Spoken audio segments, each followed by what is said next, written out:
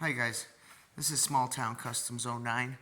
So let me just catch you up to speed a little bit, I guess. This is a 1987 Dodge Ram 50 4x4, also known as a Mitsubishi Mighty Max. I bought this from an old man. I'm the second owner. I bought it about 8 years ago, had a blown head gasket. I fixed the head gasket, drove it to work, which is about 60 miles round trip every day for about 2 years on the stock engine, and it drove like a dream. Took it four-wheeling, drove like a dream, had no issues with it. Clean body all the way around for the most part. And one day the head gasket blew again. I don't know if maybe that deck was a little bit warped or what, but make a long story short, I had to put another engine in it. And instead of just putting a normal 2.6 liter four-cylinder that originally came in it, I put a Chevy 350. And I wanted to keep it stick, and I wanted to keep it 4x4. And I'd done a lot of research, and I saw a lot of V8 swaps on these trucks. Not a lot, but a few. But I could never find any that were 4x4 V8 swaps. I only saw the two-wheel drive ones. So I had to get a little bit creative and stuff, and well, I made it fit. So let me give you a little breakdown here. It's a crate engine, 350, Gen 2 small block Chevy. It has 357 horsepower, and I forget the torque rating on it. But it came with the aluminum intake. It came with a Holley double pumper on it. I put the fuel rail and the fuel pressure gauge, and I did a few other things, but it came with pretty much everything. The only manifolds that would fit in this thing are the old ram horns. Nothing else fit, but they are good flowing manifolds, and they fit, so that's what I used. I bought a set that had one side had the straight down dump and the other side had the rear exit, but I needed both rear exits, so I found another set on Craigslist that had the other side I needed with the rear dump. So I bought two sets to make one set basically. But it was kind of a task getting it in here. Let's see, let me go through it. So it has a Chevy 350, like I said. It has a new Venture 3500 5-speed. It has a 231 transfer case, I believe. It's the driver's side drop, not a passenger side drop. And it basically mounted, lined right straight up with the front differential on this. It has an open diff. I have a LOM 83, I believe, is the LSD for it. You can tell by this tire, it's an open diff compared to this one over here. If you know vehicles, you'll know. A lot of the times it would hook up both, but it like this side. I have all 3 out of 4 rims polished and shined up. This is the one grungy one. So I built the truck about 2 years ago, and I was so happy and giddy to start driving it. I didn't quite finish it, I should say. Like, the front drive line needs to be built. The speedometer does not work. I need to get an adapter where it goes from Speedo to VSS, because this has a Speedo head, and I wanted to keep everything original. I'll show you the inside here in a minute. And the clutch linkage, let me show you. So this had a cable clutch, and mostly everything is hydraulic, along with this new Venture 3500 transmission. So I had to switch it from cable to hydraulic clutch. So I had to make everything myself. This is the original clutch pedal with my own little design here. Don't judge me. This was just a rough draft, which didn't get finished, and like I said, I was so giddy to drive it, so I just kind of got in it and drove it. And I drove it for about, I'd say about 2,000 miles, and then it started giving me issues. So I redid it, and then I broke, and then I redid it, and then it broke again. So after that, I parked it, and it's been parked for about a year. So now, let me show you what I'm doing here. This has, from when I put it in, it has a slave cylinder from a 93 1500, which has a straight shot. You can see where it sits against the firewall. Well, that linkage that I just showed you, it quite didn't line up. So when the clutch pedal would push this way, it would kind of push up and out, and it kind of wore out the slave cylinder. So now this got frozen, and that caused the bracket that I put together bend and break.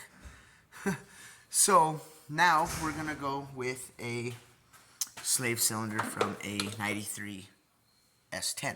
See how it has that flange there where it keeps it at an angle there, almost like at a 45. So I made me some new holes here, and if you can tell, I have a bunch of spot welds there. I have another donor truck, and when the first time it gave problems, it kind of bent the firewall. So I cut the other firewall off of the donor vehicle, put it in there, fit it together, and welded it around, and then spot welded it in the middle, so it really reinforced it. And it never bent again. It broke the bracket instead of bending the firewall, which I'm happy for, because bending a firewall would really, really be bad. So that's what I'm doing today. Yesterday and a couple days before that, I redid my motor mounts. So originally I had the original, let me show you on the other side. It's more put together. That side I'm still need to paint. So see how there's the motor mount for the small block right to the frame. I made some little brackets that fit around the frame and welded it in there. But originally this thing, let me put the light right. So originally this thing had a saddle right here off the frame that the original motor mount sat on for the original engine. And I didn't really want to cut it all off when I first put it together. Like I said, it was kind of like a rough draft. I wanted to drive it after I actually got it running, so I never finished it. But the saddle sat right here, and then it had a plate going this way, connecting right here to this plate. This plate was like twice as long. So now I made these plates here, and then I cut it out so it gives the starter and the exhaust a lot more room. That's why I have a real small gear reduction starter. A regular small block starter is twice as big as that, and it would have never fit. And then the exhaust was rubbing on the saddle. When the engine would torque, it would hit the saddle. So now I cut it all out and gave myself a lot more room. This is the clutch line, and it's insulated. Like I said, I had to modify my own stuff. That's where the slave goes. There's the slave right there. I have it off right now because I had just put the starter in because I had all this off. That's why it's all kind of freshly painted and stuff. I had the control arm off, brake line, all that stuff off to be able to weld and cut that other saddle out. So the other side is already done with the welding, not the painting. It's still a little, see, grimy and rusty and stuff. I need to clean that up, prep it, and paint it. Same with the control arm, but you can see where, let's see if I can get the angle right. The shiny parts are where I cut off the old saddle. You can't really get it with the light, but the air hammer took it off real good, and then I just cleaned it up with the zinger. I call it a zinger, other people call it air die grinder, angle grinder. My pops always called it a zinger, so that's what I use there. I couldn't use a full-size distributor, HEI, so I went with the small base and external coil right there, MSD ignition. Wired it all in. Let's see what else. Right now it has the V-belt setup, and I used the early 60s Corvette setup pretty much because it's the stubbiest against the engine block. I couldn't use a fan clutch. I had to go with the electric fan with the real skinny one, and I still barely have, I'd say maybe half an inch between the water pump pulley and the fan, but it's enough. It's real dusty. Like I said, I let it sit for about a year, but when it's all washed up, it's actually a really clean truck. Let's see, it has an oversized radiator, which when I'm going down the road you can obviously see it. It has a temp sensor switch for the coolant fan. I didn't want to have to worry about hitting a switch on the dashboard and forget one day and possibly overheat it, you know what I mean? So I put a temp switch, ran it to a circuit breaker, relays, all that stuff, and got it all done. The rear end is a stock Mighty Max rear end, or Ram 50. There's a little bit of cancer right there. Like I said, it's overall clean. It's originally a New Mexico vehicle from the Southwest, so that's why it is so clean and rust free. But see, there's the sticker where it was bought. But there is still a couple little places, just like that though. No, really, I think that's the biggest rust spot on the whole truck. But let's show you the inside, and then I'm gonna get back to work. So I reupholstered the interior, well, the seat I should say. The door panels are all original.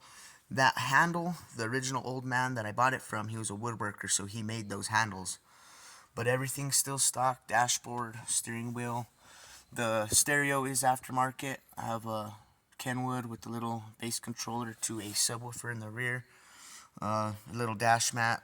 There's one little crack on the dash somewhere, but overall it's actually clean because, oh, there it is. The old man had it on here since before I bought it.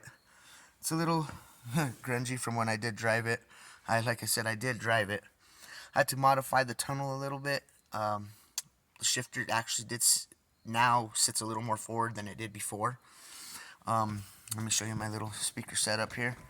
It's not much, but it's a little 10-inch sub, and then two 6x9s there. And this truck only comes with the dash speakers, little tiny little like 3-inch speakers, and they're blown. So I never replaced those because that is a pain in the butt to take out.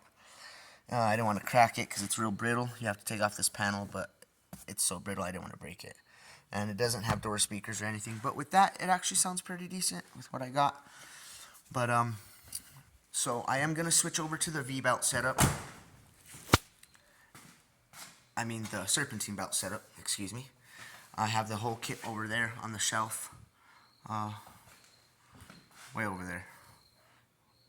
So that's what I'm going to be doing now. Hopefully I get it done here in the next couple weeks with the clutch and this serpentine belt setup and a couple little odds and ends.